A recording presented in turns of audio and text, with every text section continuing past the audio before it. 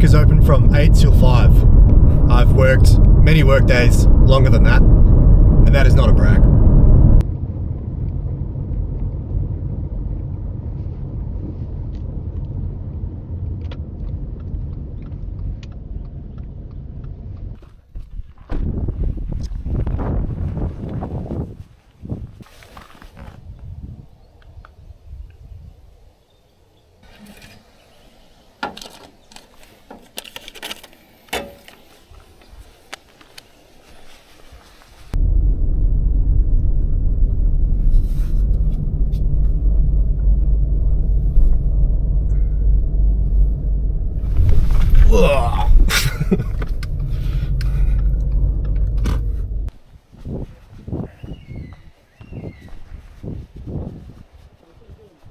Hello and welcome to Western Australia's oldest national park, Asterix.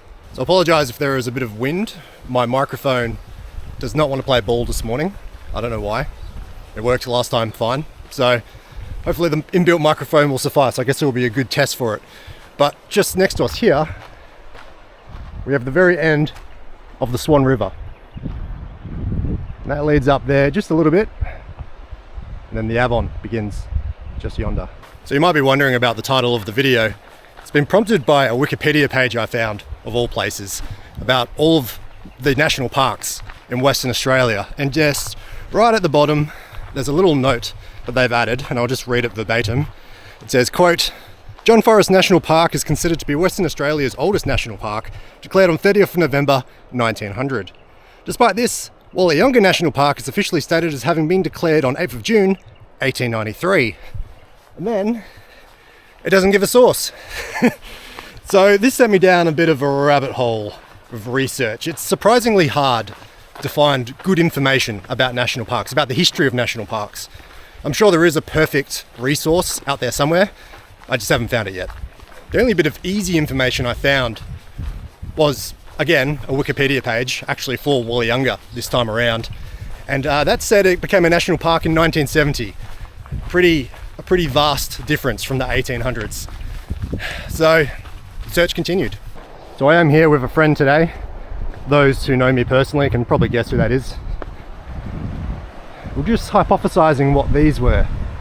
The Avon descent was very recent. We think maybe they're the route that you take through the rapids. I don't know. Let me know if you know. I'm sure someone does. So we'll mostly be hiking the Echidna Trail today, but then depending on who you ask, we'll be cutting down a portion of the Kingfisher Trail for reasons I'll get into later on. But that is also called the Echidna Trail depending on where you look, like on all trails, which is it's what I have as the offline map today, so I guess we're going with that. So, according to Google Maps at least, this is the very beginning of the Avon River, flowing into the Swan. Yeah, good amount of water flow this time of year. So I just want to say a big thank you to everyone who watched the first video. I wasn't expecting such a response, but as of recording now, that video has nearly 2,000 views. And I've got I think I've got like 650 subscribers, or 550 subscribers, one or the other. So again, thank you. And yeah, hopefully this should be the start of a pretty cool series of videos.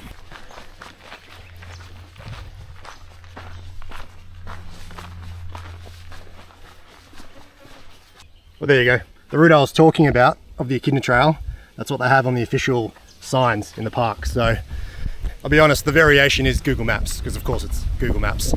Although there does appear to be the Echidna Trail and the Echidna Loop, but both seem to go for like 11.5 kilometers. We'll be doing a little bit more today, as like in the last video, we'll be going off trail a little bit. I'm hoping to find you some cool stuff to check out. At least I think it's cool.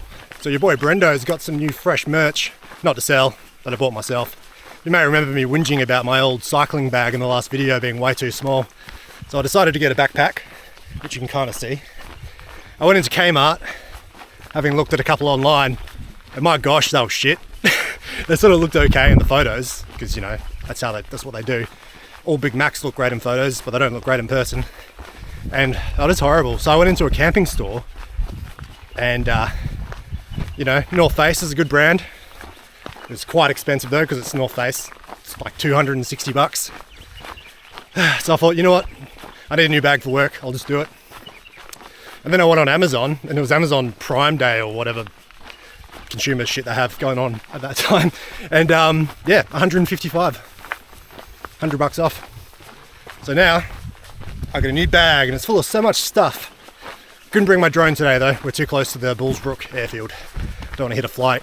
Well, I don't want to get shot down by a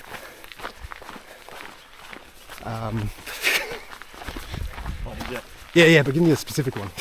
F-17. An F-17. I don't want to get shot down by an F-17 because that would suck. So we're nearing the Sid's Rapids now. You can see the water's starting to flow quite quickly again. So Walyunga National Park covers about 1,800 hectares. I should have read this before I started filming. The Walyunga National Park consists of about 1,800 hectares of bushy valleys or river valleys, just undulating hills. We're currently within the Darling Range and we're sitting just behind the Scarp. I do love myself the Scarp. So the land the national park sits on has deep connections to the First Nations community of the local area. It was known as a massive camping and meeting ground due to plentiful water and food. It was also a massive tool making area, of which we'll get into later in the video. But the land was used for ceremonies, meeting places, initiations, and even settling disputes. Archaeological, is that a word? Archaeological? Archaeological surveys have found stone fragments that date back to 8,000 years. It is thought it was the biggest Aboriginal meeting area within 80 kilometres of Perth. And it includes the Walyunga Pool, which is down where I parked at the start of the video. That specifically is thought to have been a meeting area that was used all the way up to the late 1800s. Walyunga itself is actually an Indigenous word, although we're not actually sure what it means. Ooh, skull, sorry. Some people think it means northern group, or maybe northern Noongar. Others simply think it means happy place, which is nice, isn't it? We're all walking for our happy place today, hopefully. I don't think I'll be finding any more caves on this video. It's not a cave area. But if you do know of any caves, I do realise I was being quite the wuss in that last video. So if you have one that you recommend, that you think I should go check out, maybe I will. One of the comments said Moonine Joe's cave, which is down south. I actually have a video coming up very soon on this channel that is the basis of Moonine Joe, and there's someone staring at me, so I'm going to stop.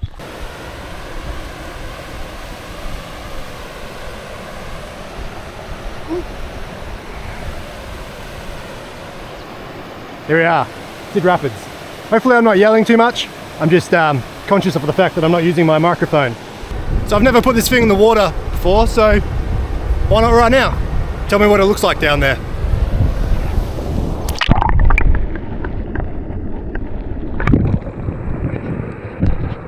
How was that for you? So the camera is still working. It survived being plunged 5 centimeters into some fresh water. Good work, DJI. All right, goodbye Avon River. Hello, hill that we're going to go up.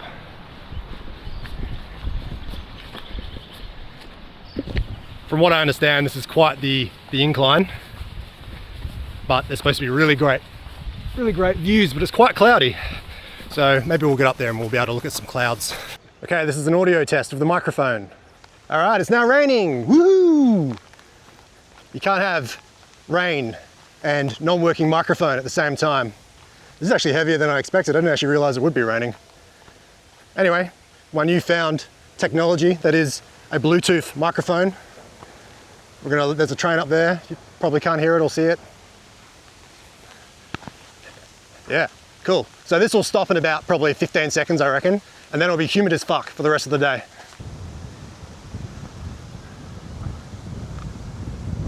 Train!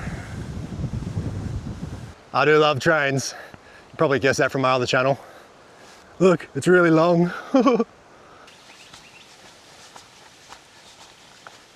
Anyway, enough about trains for now. We'll get up to the top of this hill, admire the view, and then we'll talk about when exactly Walyunga became a national park. Oh, I'm all tangled. Okay, we're most of the way up the big hill. I only had to stop once. But check out this view that I'm looking at right now. Whew. Look at that, we've got the grassy hills down there, and then into the valley. We have the train line, and I was right, there is a siding there. I can see it there. So that train line winds between the hills. It eventually goes all the way to Kalgoorlie on the Prospector, as well as plenty other freight trains that go who knows where, probably all the way to Esperance, some of them, I would imagine, or Albany. But yeah, if you've never been on the Prospector and you have a reason to go to Kalgoorlie and you don't have to drive, or you can hire a car, do it. I've only caught it once, but really enjoyed it. The seats are really comfortable. It's like being on an airplane. They've even got like screens in the back of the seats, but most importantly, there's a bar.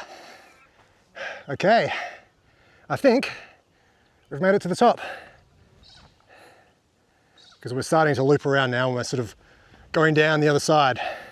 So let me just get a bit of a better angle. Okay, so back to the hole. Is this Western Australia's oldest national park? Well, I did a hell of a lot of research. Like I said, wasn't really able to find much in the way of official sources.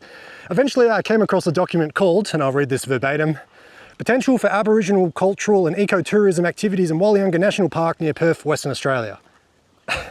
So this was written by Jan Rodder in the March of 1993, and this was for the Department of Conservation and Land Management. So shout out Jan. So since this was sort of all I could find, and it was ultimately a government source, I'm just going to roll with what it says. So basically, according to this document, this land was vested as a public utility in 1893. So it was not a national park, it was vested as a public utility, i.e. a reserve. Bazillions and bazillions of reserves. So it's cool that it was sort of put aside early on, but it wasn't a national park in 1893. And then it wasn't until 1965 that it was gazetted for the purposes of park and recreation. However, it wouldn't actually be vested in the National Park Board for the purpose of being a national park until 1970.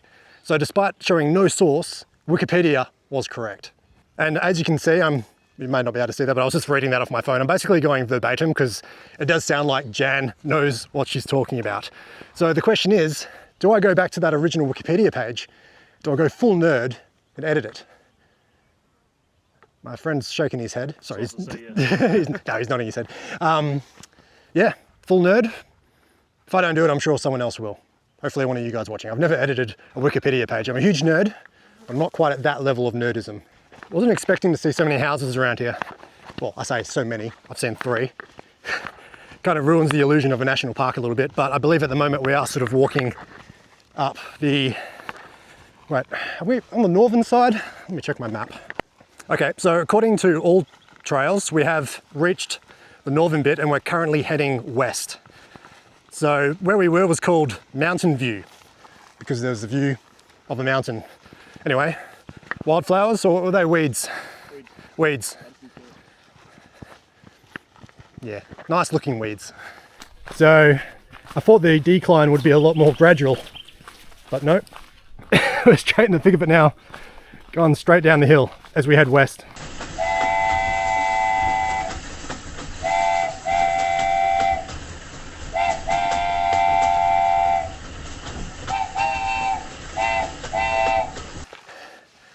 So much for me saying that it was all downhill from here. Suddenly, we're going up a hill, and as my friend says, a hill in the hills.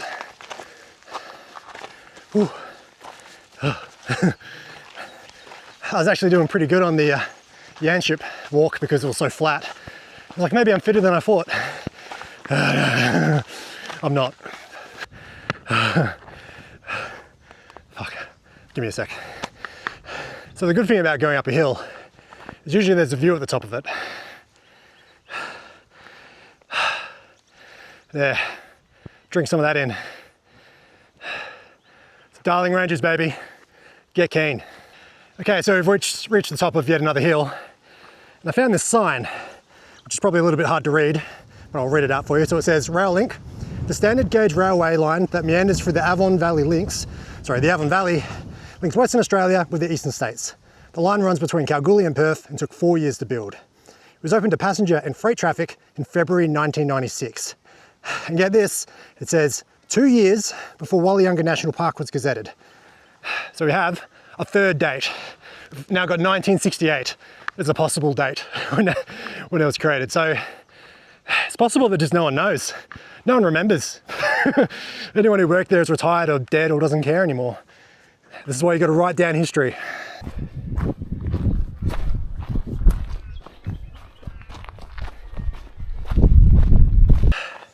So I think I may have found some wildflowers. They look nice. Hopefully not weeds. But we're going up a very slight incline again. Nowhere near as bad as before.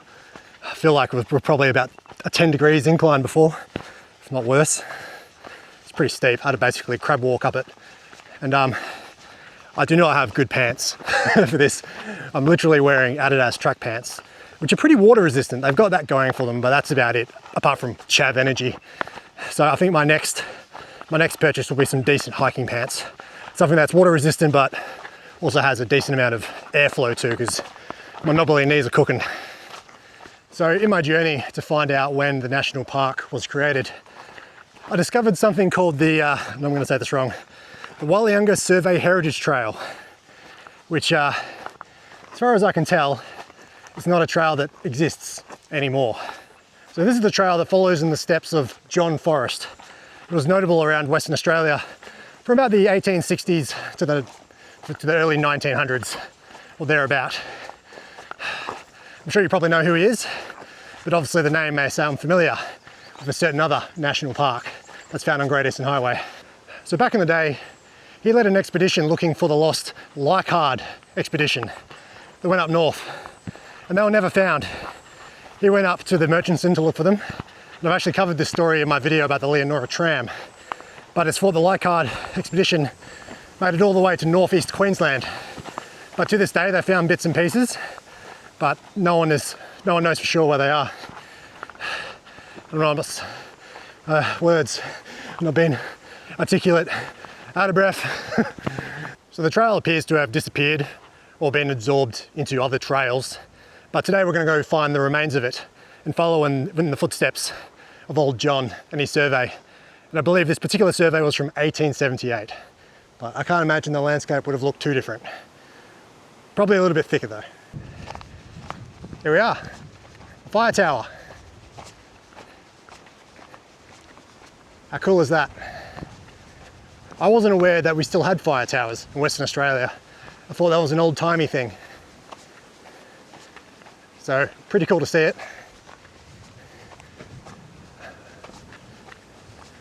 There was a poster on the payment station saying that the rangers are currently on strike and that they won't be checking fees. For the record, I still paid, and so did my friend. But, yeah. There's no car parked here or anything, so I don't actually think it's inhabited today.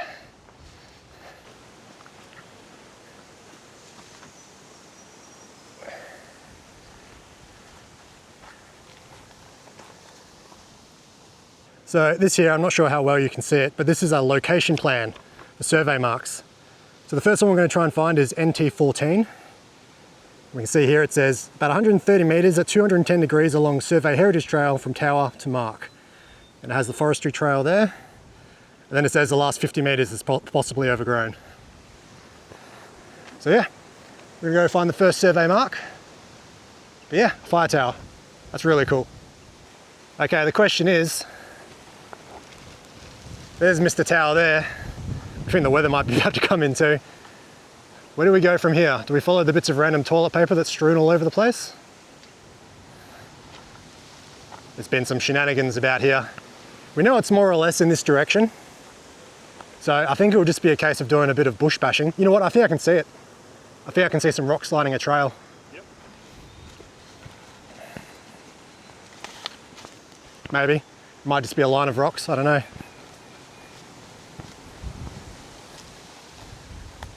Is it just me, or are these rocks trying to form something? It might just be me. just some rocks. Just some rocks, boss.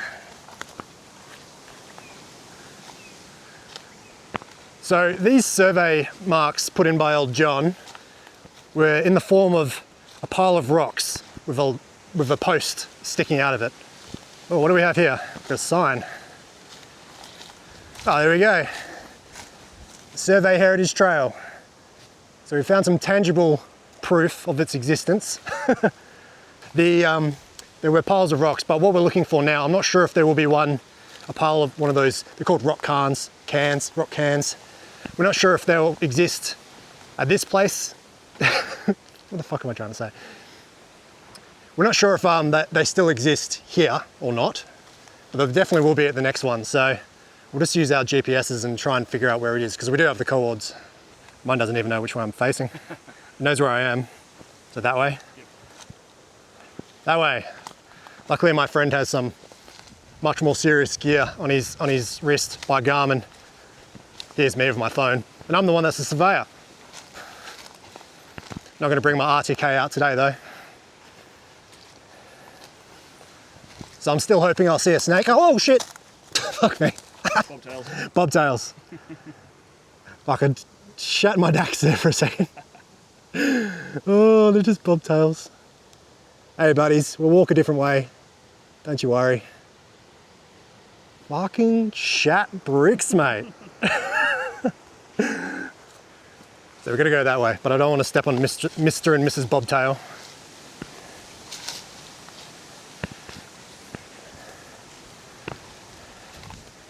Both me and my friend did grow up in the bushy suburb of Parkerville, so it's not too unusual for us to be pounding through the bush, but we are respectful of it.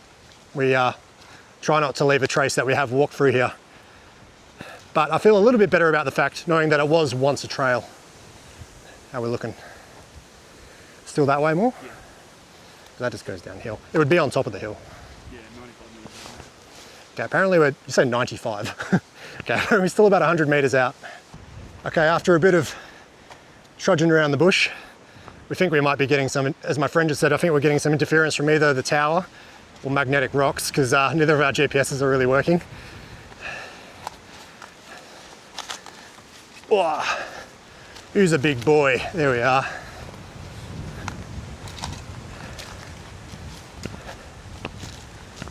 The telltale sign of a survey mark.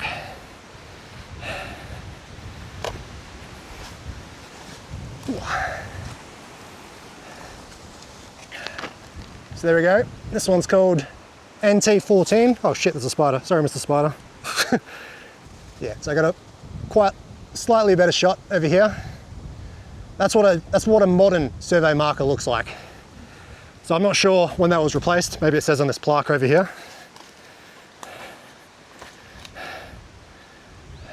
No, I've read that plaque before, but let's say further survey work in 1983, which would kind of make sense. So it's kind of disappointing the rock can isn't here. I was hoping that it still would be, but I'm pretty sure the next one we'll see, which will probably be further down. Hopefully from there, we can look at John's old stack of rocks. And you probably can't see through the trees, but there is a pretty good view of the city up here. Using this pitiful zoom as per usual. But down there, or maybe that's not the city, that might be Ellenbrook or something like that, I'm not sure. So yeah, I had a look on the map, I'm pretty sure we're looking at the vines in Ellenbrook down there.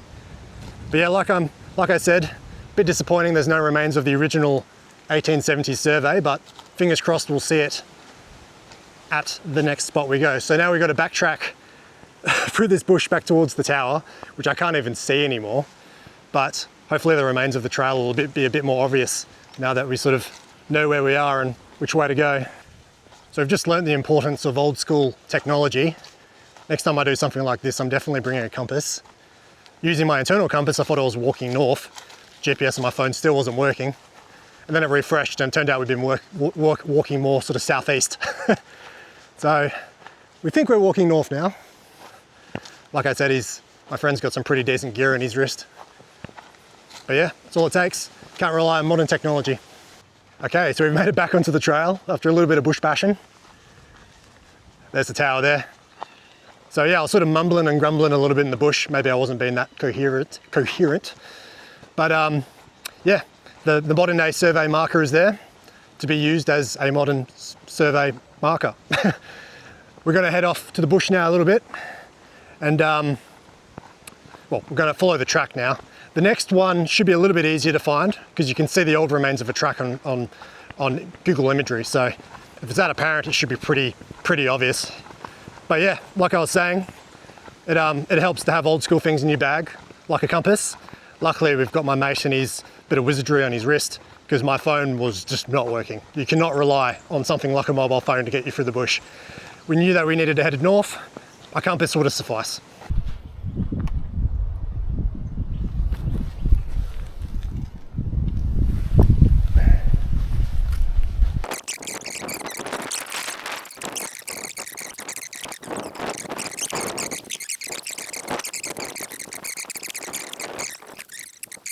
So we're just walking down the track, being a couple of nice guys, you know how it is.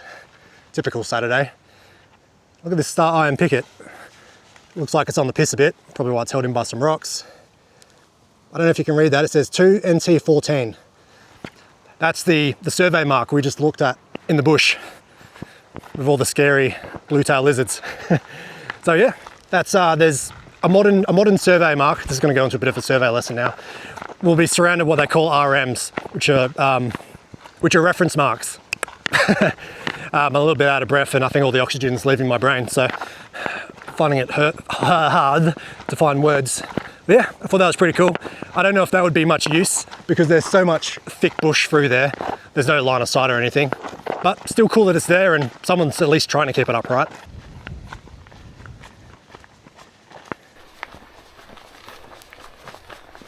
Okay, so we're now heading southeast on what Google Maps refers to as the Kingfisher Trail, or what everything else refers to as the Echidna Trail.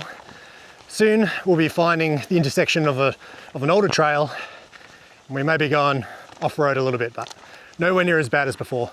But I did want to point out that I do like the variation of landscapes around here. In the Antip video, I was having a little bit of a whinge.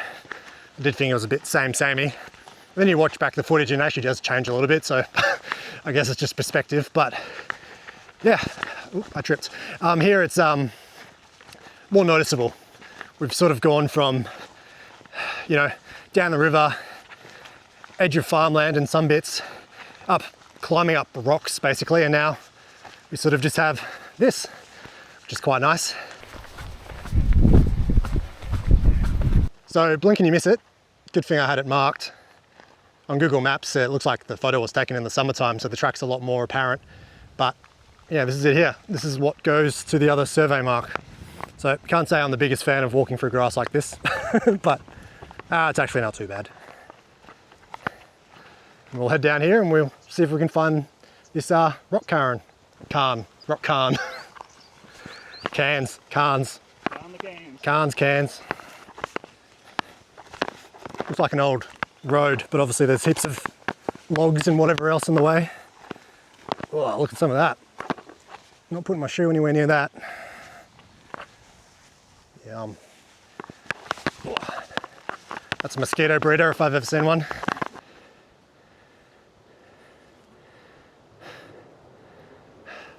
Might have to zoom in on that. Old mate just ran straight across us. Too bad the camera wasn't going. Determined to get a good shot of a kangaroo in the wild on this channel. Tell you what, this is a bit dodgy than I expected. It's a lot more clear cut than the last trail we tried to go down though. Surprised we even found that sign in the middle of the bush. I think that was just pure luck. But yeah, this track looked a lot more clear cut on aerial imagery. So we just saw a snake. My ongoing endeavor to find a snake while hiking. I've spotted my first one. He's quick, wanted to get away from us under a rock. Didn't get it on camera, unfortunately. Small one. What do you reckon? Was that a dugite? Didn't see it. It's too quick. A lovely little danger rope though.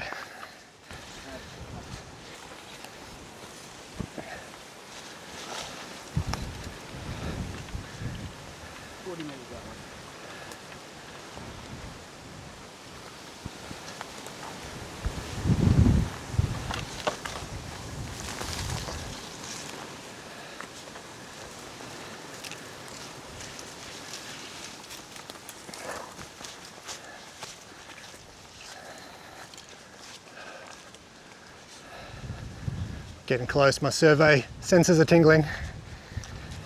There she is. John's pile of rocks.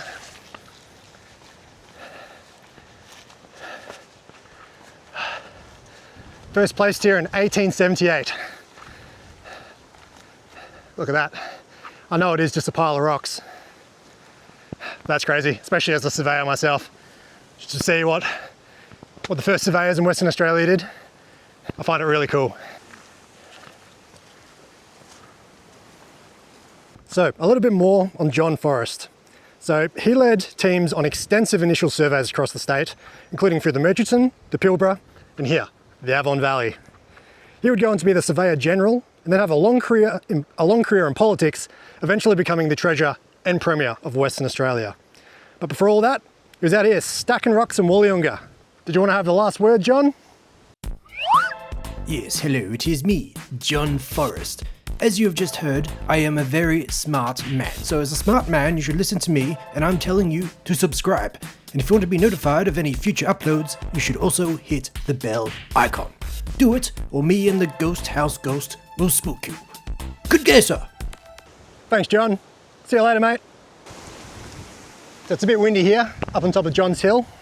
So hopefully the little microphone is working fine. I'm glad it did actually start working in the end.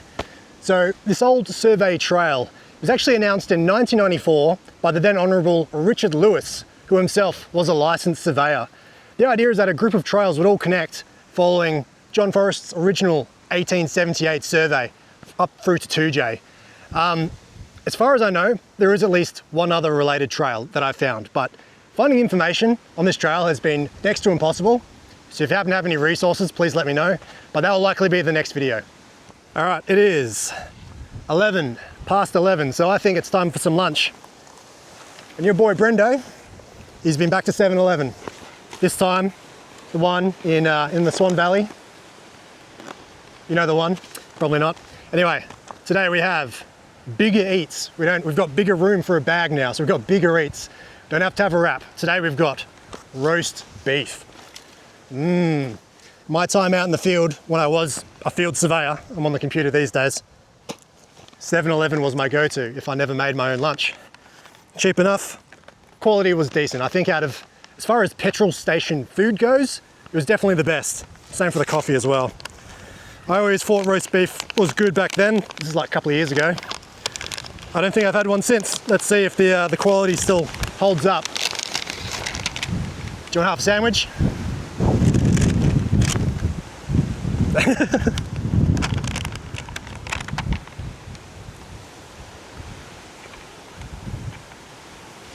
So,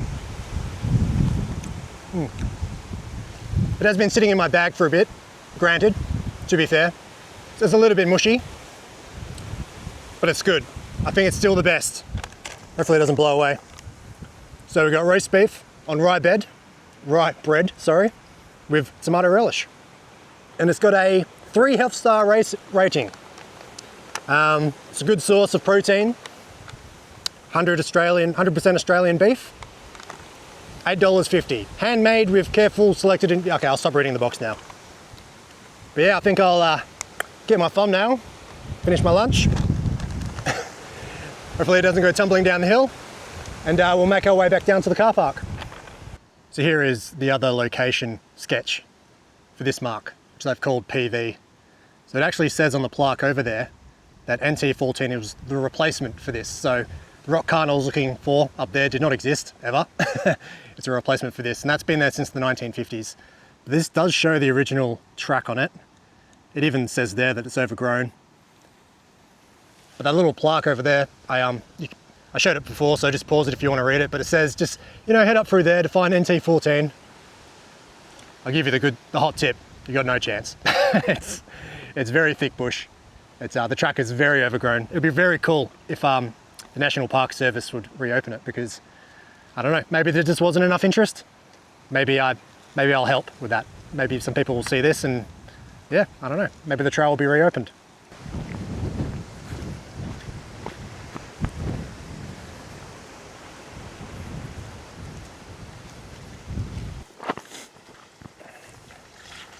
Oh, coming down a different way this time.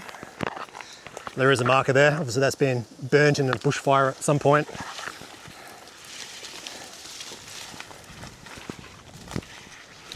So I should probably stress, if you're not that experienced with the bush, maybe, like you saw before, it is pretty easy to get lost. I mean, fuck, if I was out here by myself, I probably would have gotten lost. So, just something to keep in mind. Yeah, bring someone experienced with you or get good.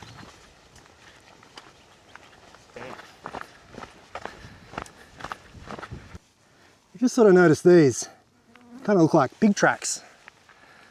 My mate wants to stress that he's no expert and he doesn't know for sure, but potentially big tracks. I was talking about in my last video how I wasn't that scared walking around because there's no bears in Australia, but there are hogs. The average pig may or may not be dangerous, but the hogs out here get really large, the wild ones. And they do have big tusks too, I'm pretty sure.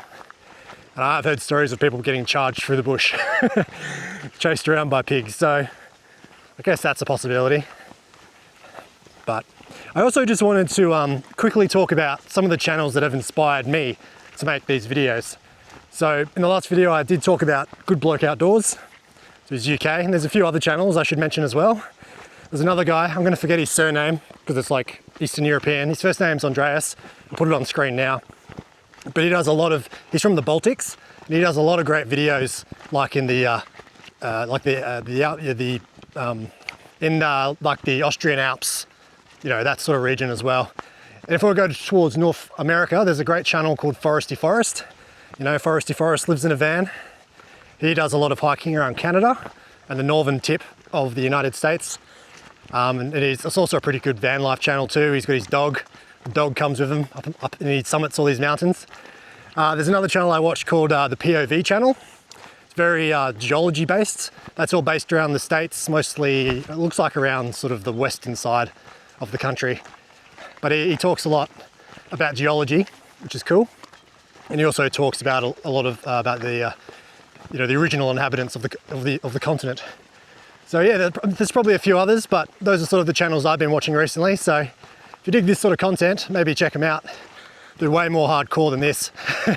Usually they're proper bush bashing, proper climbing up rocks and stuff, using actual gear. I'm afraid of heights, so that's probably not going to happen, but we did go up pretty high today, a lot higher than we did in the Yanchep.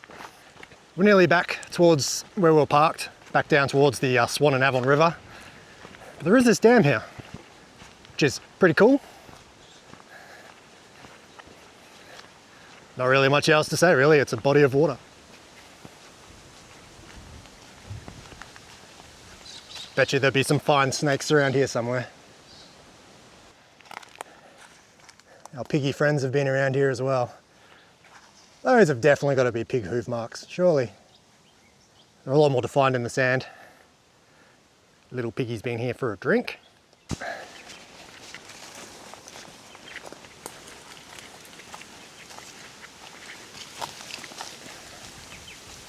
Okay, I think I've given both of us a bum steer here. I thought there was tracks. Looks like there is a track through there. A little bit foggy. Let me just clear that up for you. Doesn't really matter so much. I guess the idea of this land is more of an idea than a physical thing to go watch, go and have a look at. Got a cool little burrow over there. I don't know if anything lives in that.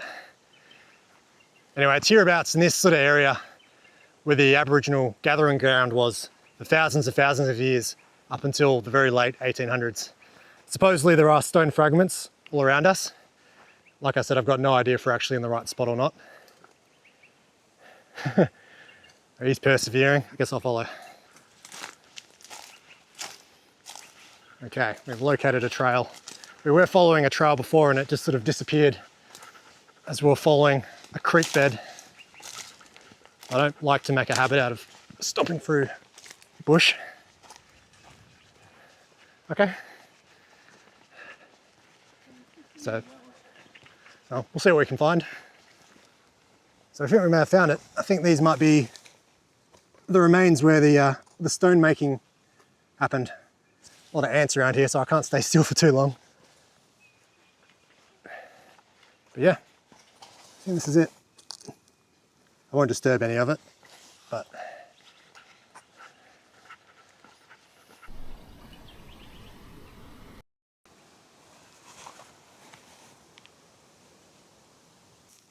yeah, Problem is, something that's been sitting here for thousands of years, it's hard to tell, is it a rock?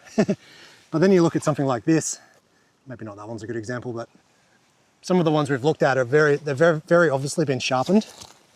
And the rock itself just seems out of place for the location. We're sort of maybe within 100 meters of the Swan River at the moment. So I'd imagine this probably would have been a lot more clearer back in the day. So yeah, there we go. I don't really have much more information to talk about that other than I've already said, sort of everything I could find. So I think I'll wrap it up there. But thank you so much for watching. As Ringo says, peace and love. I implore you to give me your suggestions for new videos in the future. I'll read all the comments. And yeah, thank you so much. And I'll see you in the next video. Okay.